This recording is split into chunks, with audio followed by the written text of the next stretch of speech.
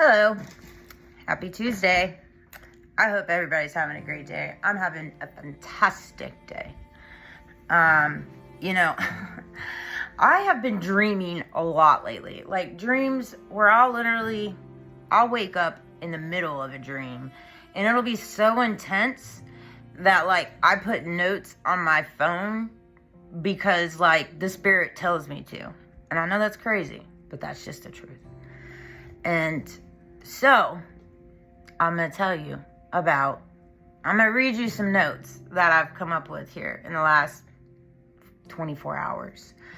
So last night in the middle of a dream, which I won't go into details of dreams. I think, for me personally, I know there's a reason for dreams and, you can look up, anything regarding dreams and the meaning behind it. But I'm so in tuned with where I'm going and my walk and my journey that I really don't need to do that because I already can decode and decipher the meanings behind the dreams. And that's between me and the Holy Spirit in our relationship. And so it's really quite exciting because that's just the God honest truth. But these are some of the notes. This is what I woke up in the middle of the night or this morning.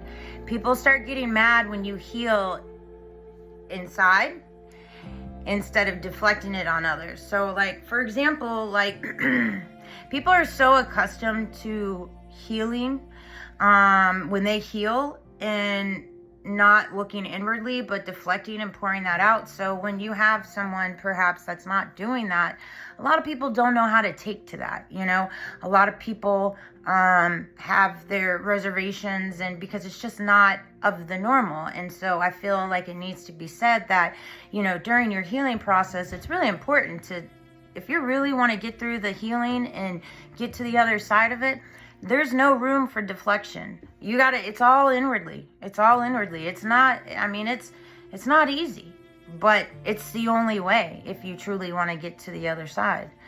When you do the inner work rather than put it back on others in a negative way, then you start receiving positivity, right? When you start doing inner work inside yourself, you're going to start seeing the positivity come through because you're seeing the inner work actually work, right? And, I think it's really important too, you can't judge a book by its cover. I know a lot of people, this goes along the lines of, the judging, you can't judge a book by its cover, ever. You can't. Nobody knows what anybody walks through, I have always taken any negativity, any trauma or anything, and I've done it within. You would never be able to tell what I've walked through because I have always made it a point. It's like any trauma or anything that I go through, I almost like I embrace it now because I'm like, ooh, there's some room for healing. There's some wisdom to be gained here. I'm gonna go ahead and I'm gonna run through it, and I'm not gonna turn my back. I'm gonna turn back and say, hey, what's up? What do we need to do about this? Let's work through it together. You know what I'm saying? And so, and that's why I'm putting my testimony out there. I'm putting my transparency and authenticness out here because I'm at a place where I know that's my calling, and I'm okay with the uncertainty from others. If I can gain uncertainty from others, that means they're thinking about it, they're questioning things within themselves. That means there's the divine, there's the Holy Spirit, there's God at work there. Those little things, those are nuggets. That's the whole reason a part of this process. You have to either walk through your trauma, you have to go through your breaks, mend them, and then you come through to the other side where your breaks become a second nature. Like I have all my different emotional things now intertwining where they're all speaking to each other, where I've kind of unified as one. I don't know how else to put it. I've now taken my past, present, and future, and I have merged it into one to make a beautiful journey. And that's because of God. That's because of the Holy Spirit. That's because of the divine. That's because of the collective, my spirit team. I mean, there's just a conglomeration of things, you know, and I know probably from the outsider looking in, it's like, wow, that's crazy. But at the end of the day, like, that's just the God honest truth. But here's what I did with that. I took those things that I just talked to you about, and I asked my little chat GPT, what verses relate to that? Isaiah 43, 18 and 19. Forget the former things. Do not dwell on the past. See, I'm doing a new thing. Now it springs up. Do not perceive it. Okay? I mean, literally, that's what I was in the middle of a dream of in my moment and talking with the divine and the Holy Spirit.